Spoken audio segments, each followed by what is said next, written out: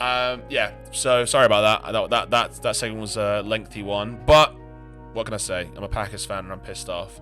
We're moving into the Sunday games now. These were much better games. I already started to talk about this. I feel so much better about talking about these games. What a game. What a fucking week. A day of sports for the NFL. Both games were absolutely phenomenal. Starting with this first one, the Rams versus the Bucks in Tampa Bay. It's a lot of positives to talk about with this game. This was a really good one. This one. It was a great game to watch. Someone else speak for a bit. Well, for starters, I was completely shocked with how quickly the Rams took a consistent lead. They went, they were 21-3 up by sometime in the third quarter, or was it halftime? I can't quite remember. They were 23 up at halftime.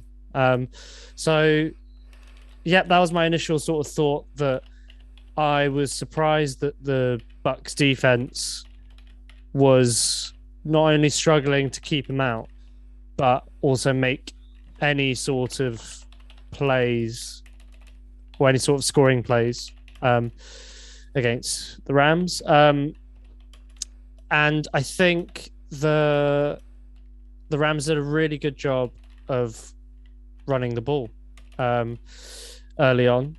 But I don't think they managed to keep that consistently throughout the game. So that was kind of something I didn't expect. I thought they'd run the ball more than they did, but they had some success early. I just thought, it's never over until it's over with Brady. Like, it's never over until it's over. I thought, what a game! What an exciting way to finish a game. I obviously hate the Rams, but it was a wicked way. Like, Matt Stafford, there was times in that game I thought he looked shook when they started coming back and they were hitting him, and he was especially with the snap that went over his head and all that. Yeah, that was ropey. That one. You could tell, and he was trying to take his gum shield out and put it into his helmet. That he looked shook, and then, he has proved, I think now. And also people forget, Matt Stafford has 34. He's fourth, I think, fourth or fifth in the all-time list of fourth quarter comebacks, drives. He's up there. He's had 34. He knows what he's doing when it comes to clutch moments. He hasn't been able to get to those playoff clutch moments because he's always played for a terrible team. But it proves the quality he has. It really does. McVay and Stafford's bloody bromance is for all to see. Right yeah, now. I'm happy for Stafford, but McVay does need to chill a bit. He does feel like when they say that it's so bad for Goff. Yeah, it's it almost feels like when people break up and then it's one of them turns up at a sort of social gathering that everyone's invited to with their new partner. It's almost like they kind of almost oversell how brilliant a time they're having. And you are a bit I get it, Matt Stafford's really good, but Goff got you to a Super Bowl. So until Stafford does that, we need to sort of chill. Admittedly, obviously he was in the MVP conversation this season, so I'm very happy for Stafford. I think Stafford played great, and I also think he wasn't the reason the Rams lost their hold over the Bucks.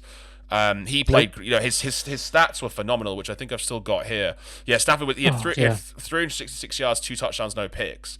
So, coming off a segment where I was talking about how little a quarterback contributed to the face of a game and the shape of a game, Matt Stafford was the complete opposite. He was clutch. He hit targets when he needed to. He recovered things that bad snap was not his fault, and he made sure that they had the ball. In fact, they lost it, didn't they? But but it's he did everything he could to recover that. And tried to make a tackle.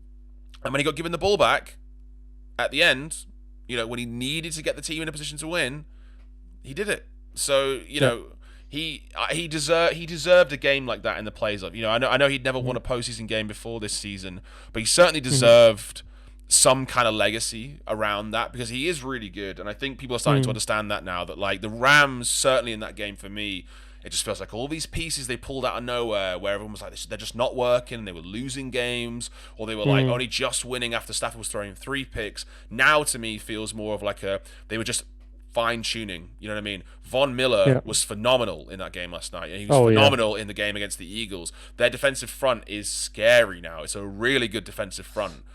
Yeah. I think their wide receiver core as well, it might be one of the best. They've got one of the best top 2 receivers in the league. Like Cooper Kupp with 183 yards, I think he got. Insane. I see Super Bowl, definitely.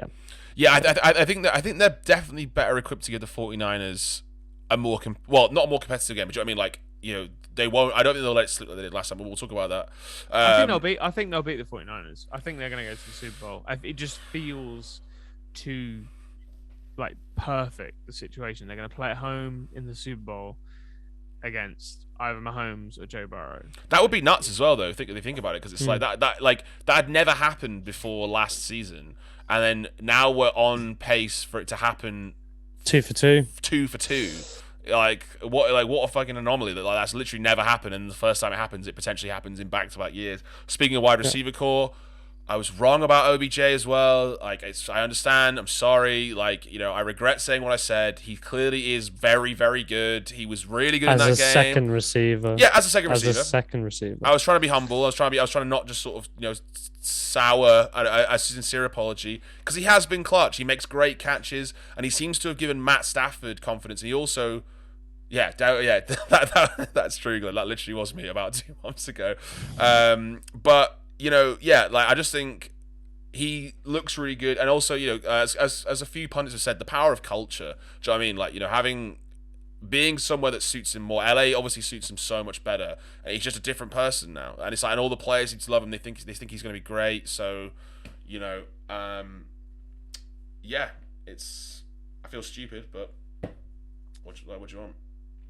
Yeah, I guess his attitude didn't really like lend itself for us to kind of, you know, endearment, does it? Yeah, it's hard to like him. Yeah, you were right about him being an asshole. Like making like Baker feel like trash. Like, it's not nice. Like, Baker didn't play well. He played like trash, but you don't have to call him out. Like, like you know what? He's in LA. You know, he's probably getting his fix of his favorite pastime. Sorry. Well, yeah. There's a lot of unique things in LA. There's lots of stuff, so you know. It's a fruity part of the world. There's something for everybody.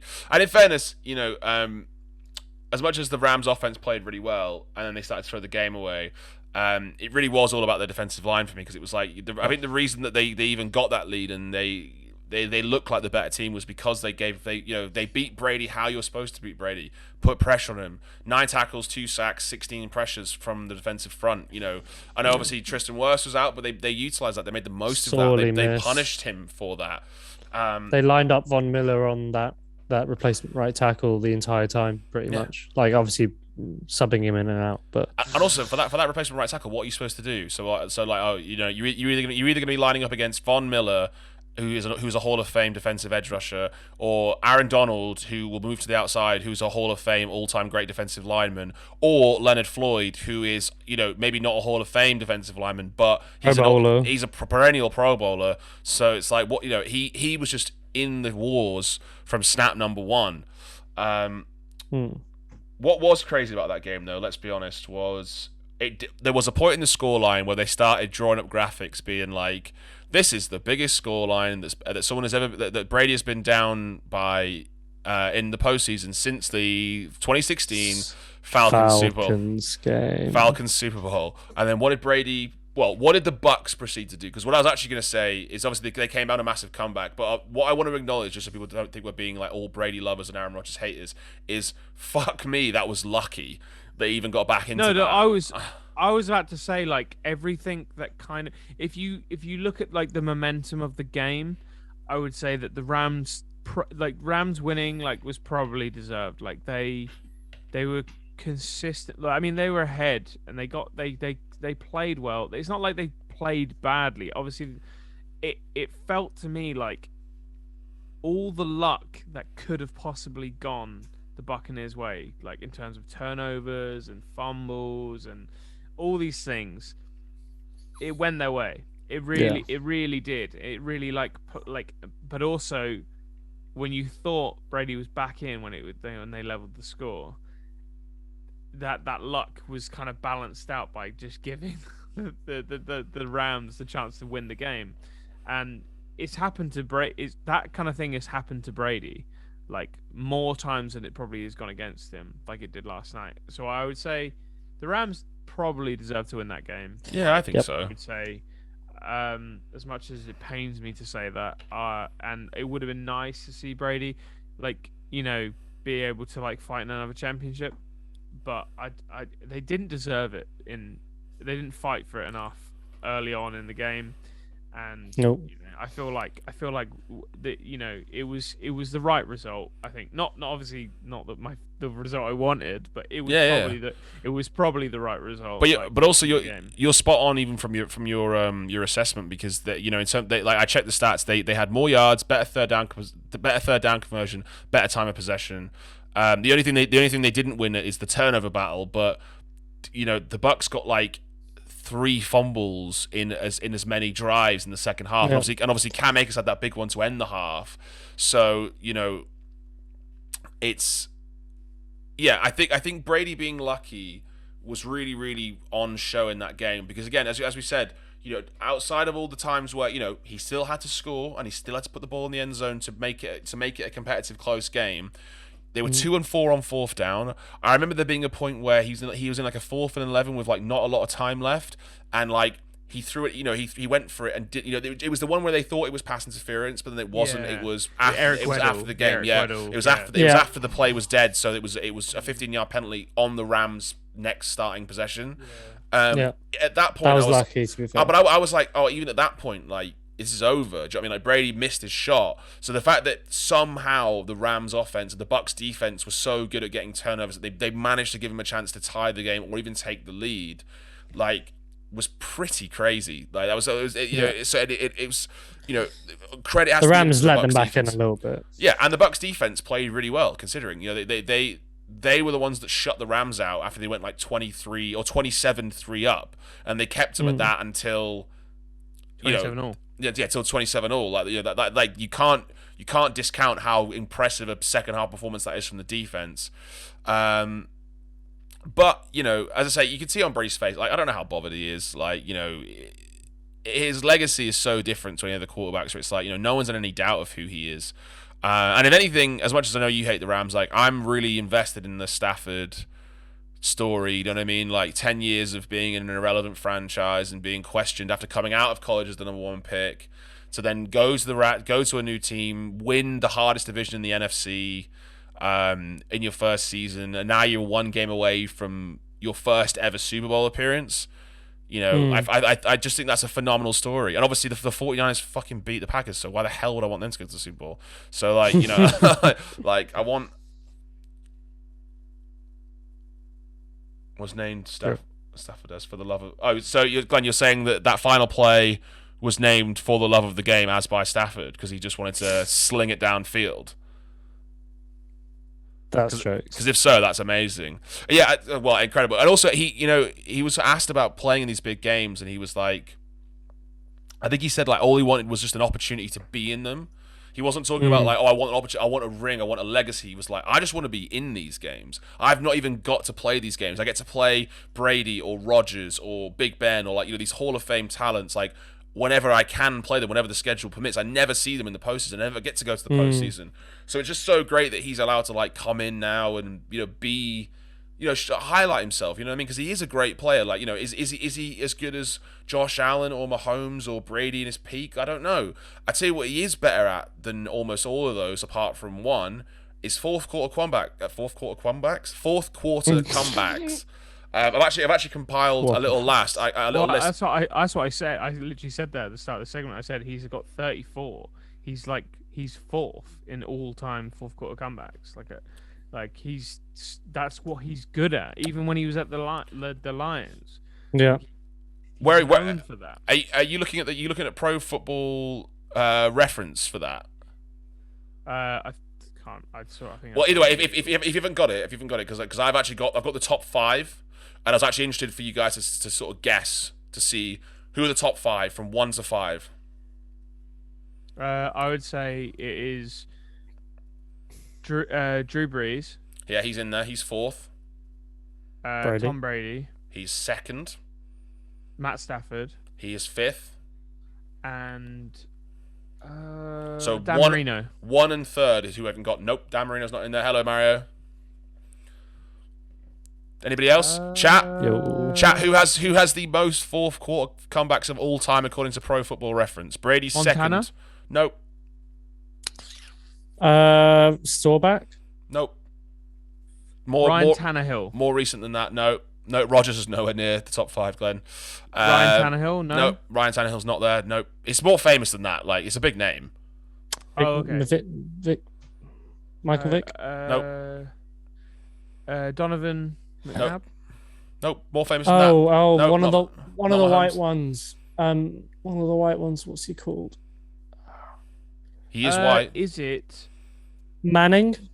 One of the one? Mannings? Which one? Well, the Peyton. more famous one, Peyton. Peyton Manning is he has the most fourth quarter comments. According to Pro Football Reference, he has 43. How did I not go to Peyton? I thought, yeah. Peyton Manning, who is 3rd? Sorry, I didn't know. So we've got Third. Baker Mayfield. Peyton Manning, Tom Brady. You don't know who 3rd is. Drew Brees, Matt Stafford. Who is 3rd? Who's the 3rd all-time fourth quarter comebacks quarterback? Surefire Hall of Famer. This is a trick question. Nope. Eli Manning. Okay, cool. When you said surefire Hall of Famer, I thought that was a reference to the debate. I'm going to give you 5 Is he seconds. still a current player? That's hard to say. Kind of. Big Ben? It is Big Ben. Says Mario? Mario got it right. Big Ben is 3rd all time. So Manning has 43, Brady has 42, Big Ben has 41. So like he only had 1 less than Brady, which is pretty nuts. Breeze has 36 and Stafford has 34. So, to go back to the Rams conversation as a sort of segue, it's like, Matt Stafford has some of the stats needed to be in the conversation with Manning, Brady, Big Ben, Breeze, Rodgers. You know what I mean? And he's just never even given the platform or the team to do it. Talk about a guy who's not had a great team built around him. I couldn't believe that when Stafford moved to the Rams and everyone was like, oh, he's not always been in a bad team. People really underestimate how good the Lions were when they had Megatron. It was like, yeah, but they just had Megatron. It was just Matt Stafford and Megatron trying their best to make it to the playoffs while Matt Stafford was taking blindside hits in an era where they weren't penalizing you for it. So, and yet it was Rodgers who's like, oh, I never get a good team. I've only had Jordy Nelson, Greg Jennings, David Bakhtiari, Clay Matthews, Randall Cobb, Jermichael Finley, an all-pro offensive line my entire career, 2 Hall of Fame coaches. You know what I mean? So yeah, I'm just very happy for Stafford. I want to see him go to the Super Bowl. Burrow Stafford, what a Super Bowl that'd be. And even Rams Chiefs would be pretty badass as well. I think the Rams are going to Super Bowl. I think it's pretty nailed on. Yep. I would agree. We'll save that because we are going to discuss the AFC and NFC Championship games this weekend. For anybody that is listening who is new, I haven't checked the viewers for a while. Listen to Inside the 5. We stream live every Monday at 8 p.m. here on Twitch. Follow us at the bottom, the socials at the bottom of our screen. We have a podcast that comes out every Sunday, which is the recorded version of this show. So if you do miss it, then you can catch up there. Are we ready to move on to the final and easily best game? Yes, of the last 20 years, probably. Hi, thanks for watching Inside the 5. We go live on Twitch every Monday at 8 p.m. and we have an audio podcast that comes out on Sundays. Check out the links below, or if you're interested, watch more of our videos. See you soon.